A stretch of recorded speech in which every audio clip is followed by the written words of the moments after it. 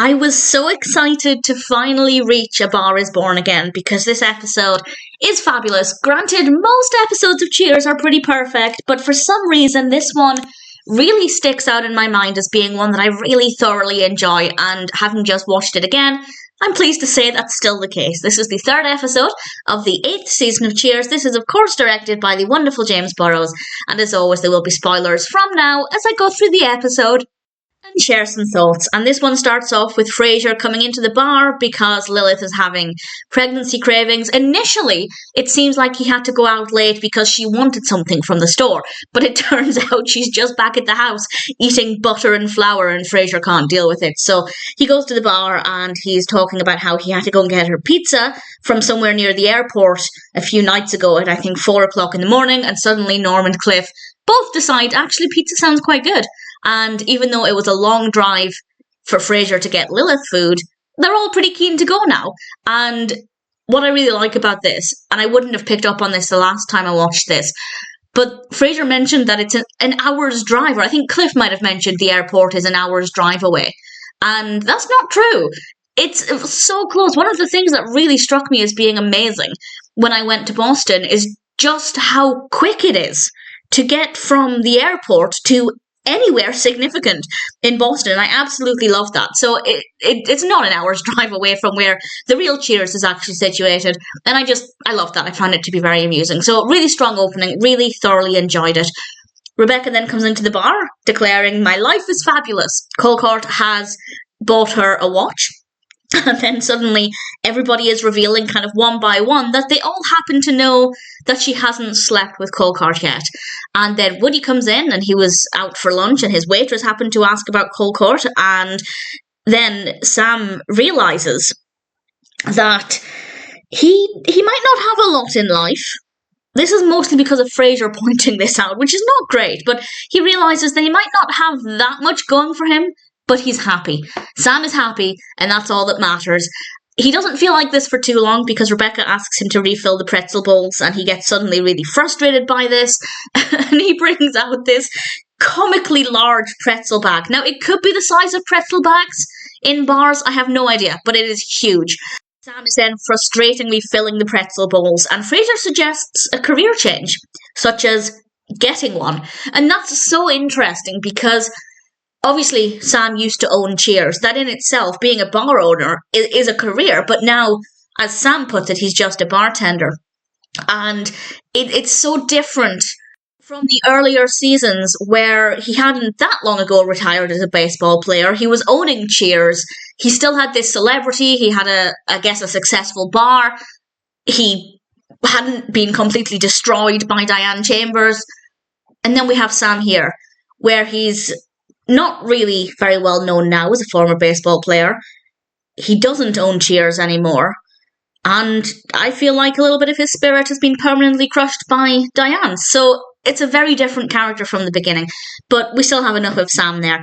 And he suddenly starts thinking about buying another bar and starting another business. And he says it would never be as good as Cheers, which, first of all, fair point. But then Norm says, Cheers wasn't Cheers before you bought it, Sammy. It was just another boring run-of-the-mill beer hall. To which Cliff asks, "How do you know?" And Norm replies, "I was here every night." And Sam thinks, yeah, okay, maybe I can do this. And then Rebecca asks him to fill out the pork rinds, and he brings out another giant bag and puts it on the table. So we have a lot of emotions in this scene. And Rebecca is then on the phone in the next scene. Colcord has phoned her. He's still in Switzerland, so she's not very happy. But Sam comes in. He's found somewhere. He's found a bar. And he gives Rebecca his 2 weeks' notice. He hands her this note, and as he leaves, she reads it out. And it has to be the sweetest, but also the most inappropriate resignation letter ever. It was a rather nice moment. And we go to the new place. We go to Sam's place, and he opens the door, and the guys are all there, and Carla's there, and he says, "Let there be light." And the light comes on, and we see it's a bit of a dump, to which Carla then responds, "Let there be dark." It amused me a lot. And it's an interesting space. I like the shape of it, but it definitely let's say hypothetically this was the set design they had originally for Cheers. The bar is off to the side. It doesn't take centre stage in the middle of the room. It definitely wouldn't work as well. And I think that that's quite interesting. And it's also interesting to see what could have been if they'd maybe gone with a different direction for the set design of Cheers. I do think that Cheers is maybe biased because I worship the show, but I do think that Cheers is the greatest set design. That and maybe the Friends set, the two apartments, I think they just work so well. But definitely Cheers is just absolutely phenomenal. And Norm and Cliff pick their stools. They're ready to sit there.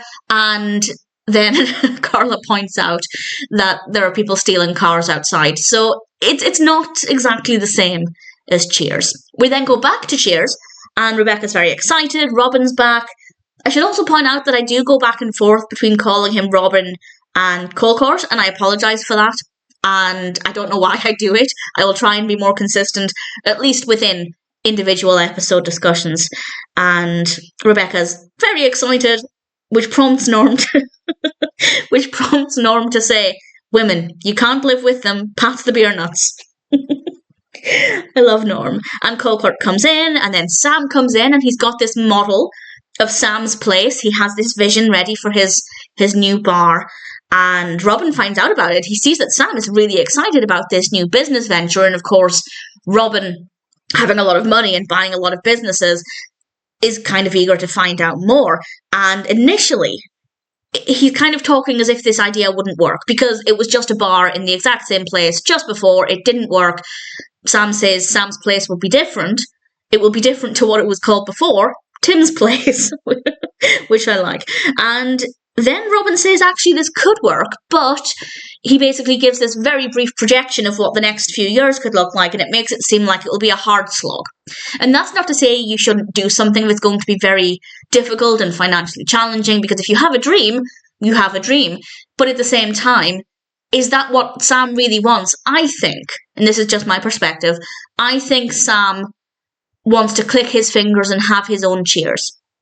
Well, technically, we'll find out more about what Sam really wants in a moment, but when it comes to Sam's place, I don't think he wants that excitement of building it up from the ground and developing his business from nothing. I think he wants to just have the Cheers experience again. And actually, that is kind of confirmed in a moment, because Robin then talks with Sam, and initially Sam's getting really excited. He could buy the whole block and he could put in a 24-hour donut shop, and Sam's place could be at the very top of all the buildings.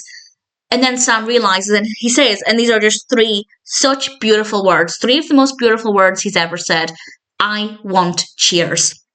I love it. And Colcord's going to help Sam with this and help him get out of the deal that he had for Sam's place. And then Colcord says, kind of creepily, "Let's just say you owe me a favour." And I feel like, and I don't think I'm wrong with this interpretation of the character, but I feel like he's definitely written to be uncertain in his actions. I think Colcord is a very creepy individual from the very beginning. I don't know how to trust him.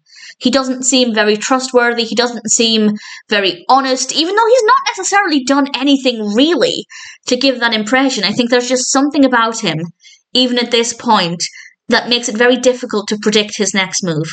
And I definitely think he's a very well-written character. I think Roger Rees has done a really great job with the performance of Colcord. And certainly in this episode, he comes across as a little bizarre, because we then have the final scene and Sam is in Cheers. He's asking Rebecca for overtime so he can get more money to buy Cheers, which is now, of course, his mission. And I do think that obviously his ultimate dream is to have Cheers back, but if he couldn't have that, I still think he'd want to just open Sam's place and for it to just be Cheers 2.0 from the beginning, which of course is never going to happen. You can bring the Norms and the Cliffs and the Woodies and the Carlas, but it's still going to be a very different bar. And now Sam has a new dream, and it's easily his best dream. And I also wonder, not to blame Diane for this, well, it is Diane's fault, but I wonder how much she has actually significantly ruined his life, because in his bleak depression, he sold Cheers to buy a boat to run away, or I guess sail away from everything because of all the heartache Diane had caused.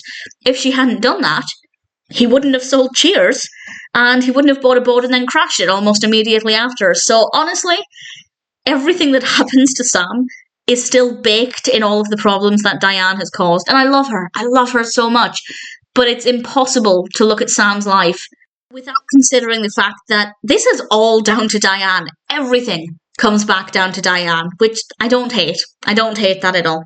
And Colcord then comes in and he tells Sam that he loved Sam's idea about buying the block out and putting in the donut shop. And it turns out, well, that's what Colcord has done. He's bought the block out. And Sam realised then, and I didn't realise this until Sam said it, but Sam realised that he could have bought Sam's place. Robin helped him get out of the deal, but he backed out of buying the place. But he could have gone through with it, finalised the deal, and then sold it to Colcord for a profit. And that would have probably given him a decent chunk of money for buying Cheers. Maybe it would have been enough to buy Cheers, because if Colcord's got enough money to buy out the entire block, then that suggests Sam could have really put a big markup on Sam's place. And on the one hand, it's not a great thing for Colcord to do, and he points out to Sam, you no longer owe me a favour. And it just, the way he said it, it just doesn't sit right with me. But at the same time, Colcord made Sam realise that Sam wants Cheers. He doesn't want Sam's place. So yes, he's not necessarily dishonest, because Sam was never going to be able to afford to buy out the entire block. But at the same time, it just doesn't sit right. So on the one hand, Colcord hasn't done anything completely evil, but at the same time, it's not very honest. And Rebecca comes out of the office. She's getting ready to spend the evening with Colcord, and she's worried she'll chicken out of sleeping with him. And she says, Robin's going to be so disappointed. And the last thing we see is Sam saying, no, he won't. He's already done it to me today. Screwing him, of course. And Sam looks devastated and defeated. But at the same time, had Colcord not bought out the block, it's not like Sam would have been any closer to his dream of getting Cheers back. So it's a bit of a grey area with whether what Colcord did was utterly despicable or with a shrug of the shoulder, that's business. Either way, you upset Sam, you upset me, and basically everybody else who watches Cheers. So not a great time, but Sam has a new dream. Sam has a purpose. He has a reason for working and working and working behind the bar, not just because he loves the people, but because he now has his sights on a new dream. And I think that that's pretty great. And the first time post Diane where he has something to reach for other than Rebecca, which is also quite nice and quite nice to see. And also, it's crazy. Well, maybe not that crazy, but it just doesn't feel like it's been that long, 2 and a bit seasons, since I Do Adieu, the last episode of season 5. So time goes by very quickly, and it seems like, that being said, it does seem like a very long time ago when they had those uniforms at Cheers, which I'm kind of nostalgic for. I do like those. I think they look pretty great. So needless to say, as I said at the beginning, I was very excited to be reaching A Bar Is Born again, because I think this is an absolutely beautiful episode. Do I have personal highlights for this one? I'm sure I do. I guess the opening scene I quite liked, certainly because it hit a little differently now that I've been to Boston since watching this last time. And Frasier encouraging Sam to start thinking about getting another bar, and the giant pork rind and pretzel bags, and Sam's excitement at finding Sam's place. Carla saying, let there be dark. I have to say I laughed quite a lot at that for quite a long time. And just seeing the inside of Sam's place, they didn't have to do that. The episode would have worked very well even without that scene. But that being said, I'm really glad that they included that, and I rather liked it. Sam's rather well-written resignation letter, and also definitely Norm saying, women, you can't live with them, pass the beer nuts, and absolutely Sam saying, I want Cheers. Absolutely beautiful, fabulous episode. A Bar Is Born is an absolute delight.